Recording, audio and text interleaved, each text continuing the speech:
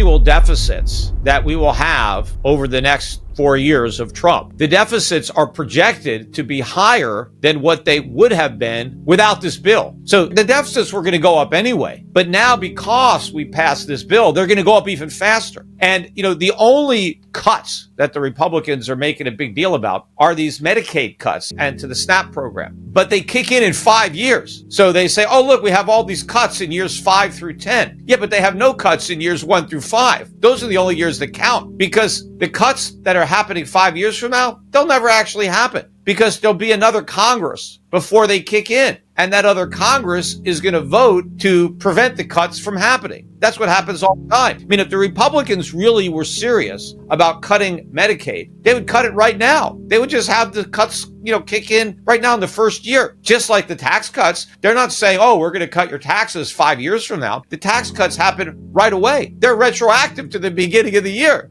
So, they're very quick to cut taxes, but they won't cut spending. So it's all gimmicks. It's all smoke and mirrors. When Donald Trump says this is the most significant bill we've ever passed, the only thing significant about the bill is how much it's going to increase the debt.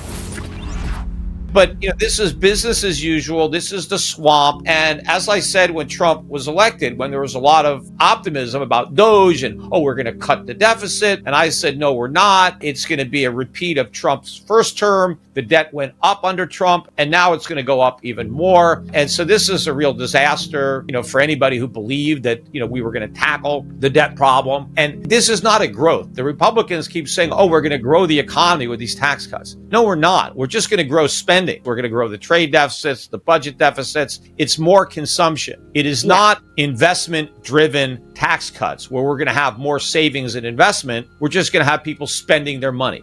As far as I can remember, this idea that we're going to grow our way out of the deficits, they've been saying that since the beginning. I mean, going back to the Reagan years, we were supposed to grow our way out of the deficits. And every Republican politician who has advocated tax cuts has always claimed that they'd pay for themselves and that the growth would take care of the debt. Yet here we are, almost 37 trillion in debt. In fact, it's probably more than that, because I don't think the debt clock has been operating, since we've gone above the ceiling. So I think they're really hiding all the debt. So who the hell knows how much debt we actually have by now? But we never grow our way out of it. And even if the tax cuts result in more tax revenue, which they can do at times, but it's not nearly enough to offset the growth of spending that Republicans refuse to do anything about. I mean, the only time Republicans are against spending is when they can't do anything to stop it. So when the Republicans are in the minority in Congress and when the Democrats have the White House, yes, then the Republicans are against spending, right? When they have no ability to cut anything. But whenever they're in control of Congress, they're as big a spenders as the Democrats. And nobody wants to cut. There's like a couple of guys, right? You got Thomas Massey voted against it, and then one guy voted present, somebody,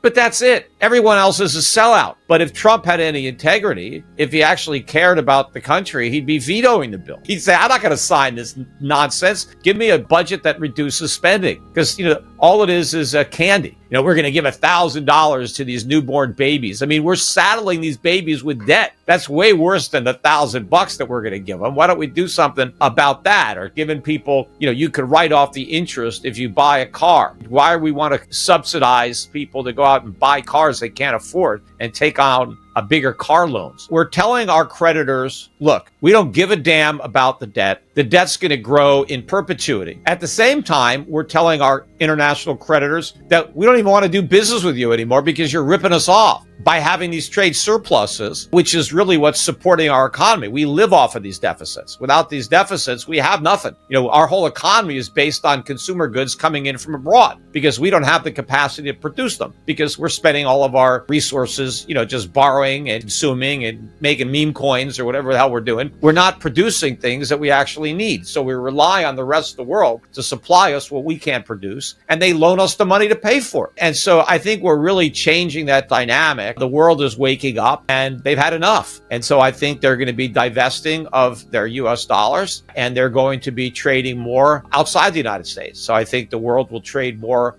amongst themselves. I think a lot of countries that we have been importing goods from I think a lot of those countries will start consuming more of what they produce as their currencies readjust. I mean, that is going to be what realigns global trading. It's going to be the exchange rates. So Americans get to consume a lot relative to what we produce because of the value of our currency. Our currency's exchange rate versus other currencies is what enables us to buy all this stuff. But when the dollar is marked down and all these other currencies go up, now our purchasing power transfers to other people, and now they can afford to buy the stuff that we can't. And so instead of producing stuff and sending it here, they'll produce stuff and keep it. And that's a great deal for them because they get to keep their stuff and we get to keep our paper. We get to keep our inflation and our treasury bonds, right? That's what we're going to have a surplus of, and the world's going to have more goods to consume, and we're just going to have more inflation.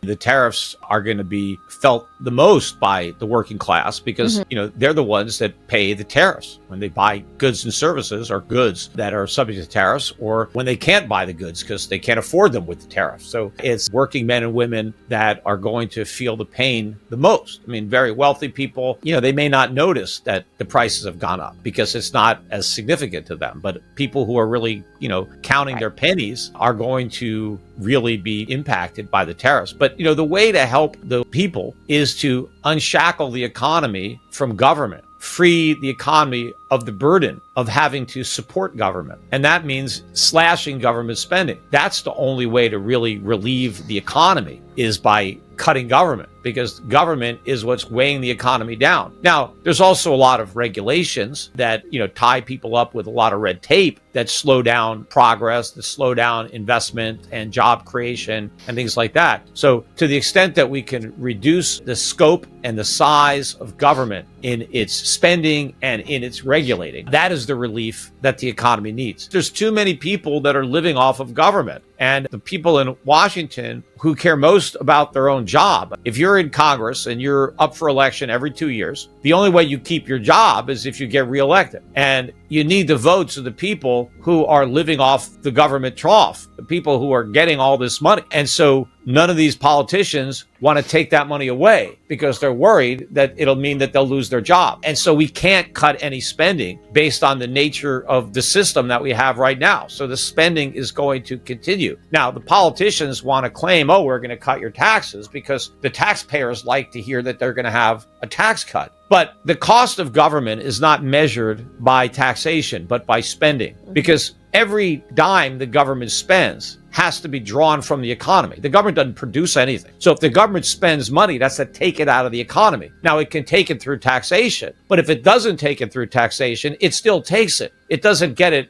for free. So where does the money come from if the government doesn't get it by taxation? Well, it's inflation. The Federal Reserve creates the money that the government spends. And so when we have a deficit of $2 or $3 trillion a year, that's $2 or $3 trillion of inflation. The government is spending that money into the economy. So people who get that money, now can spend it to buy stuff. And so the prices go up because the people who are getting government money aren't producing anything. They're just getting money and spending it. So they're just bidding up prices. And so when people go to the store and stuff is, 10% more expensive, 20% more expensive than it was, a year or two ago or whatever, that additional cost, that's your tax. That's what inflation is. It's just another way that the government pays for its spending is through inflation. So the big, beautiful bill is not a tax cut. It is a tax hike. But what it does is it substitutes one type of tax for another. So yes, the waiters who don't have to pay income taxes on their tips, the worker who doesn't have to pay a tax on his overtime, an income tax, they still have the payroll taxes. They didn't get rid of the old. But all those people, yes, the government's going to put money in their right pocket, but then they're going to reach around and yank money out of their left pocket because yes, they're going to have more money to spend, but everything they buy is going to cost more as a result of the deficits that were created by the tax cuts. And so at the end of the day, they may be worse off because if you're going to judge by their standard of living, I earned more money, but at the end of the day, I bought less stuff with the money I earned because prices went up by more than my paycheck, right? Then they're losing ground. But, the politicians take credit for the tax cuts, but they don't accept responsibility for the inflation. Right. What do they do with the inflation? They blame it on the greedy capitalists. They blame it on price gougers, right? So they never accept responsibility for inflation, but all inflation is made in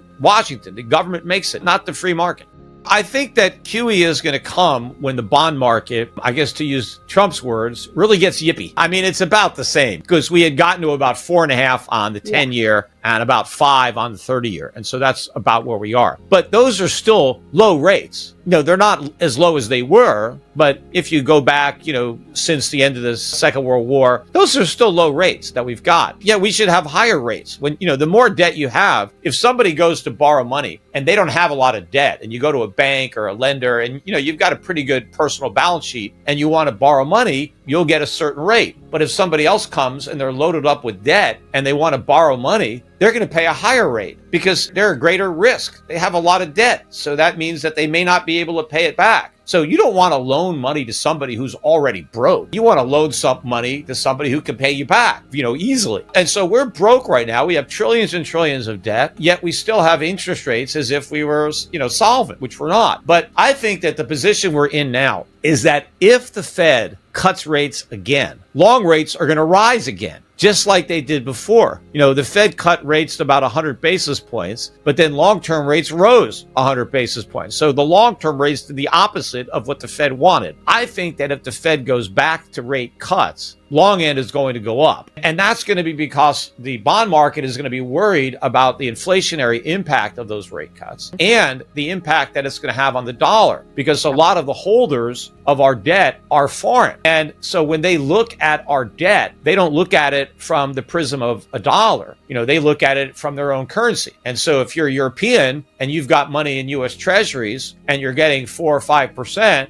but you're a euro-based investor and you think, well, the dollar could drop another 10 or 20% this year in terms of euros, why would you want to just hold those treasuries? You're just going to lose a lot of euros holding treasuries. And so I think you're going to see more selling in the bond market as the dollar goes down. In fact, what you're seeing now is foreigners are selling all their US assets. They're selling their US stocks, their US bonds, their US dollars. US stock market's been overvalued for a long, long time now. And now finally people are starting to notice how expensive our stocks are. And now that the dollar is falling, it makes it even riskier for foreigners to own those stocks, but particularly the bonds. Because at least with a stock, you can say, well, the stock could grow and their earnings can grow. And so even if the dollar is going to drop 5 or 10%, I can still make more if the stock grows by 20 or 30%. But when you're buying a bond where the most you can get is the coupon and the coupon's 4 or 5%, there's no way to offset the foreign exchange loss. So when the bonds really start to get hit and interest rates rise, and if we start to see especially a big upturn in unemployment, right? So now the economy is weakening and interest rates are rising. Even if inflation is rising, the Fed is going to go back to QE because it's going to be the only way that it can try to, lower those rates, because rate cuts won't work. They're going to have to go into the market and buy the bonds that nobody wants. But the problem is, in order for the Fed to buy the bonds that nobody wants, it has to create the dollars that nobody wants to pay for them. And so the more money the Fed prints to buy bonds, the worse off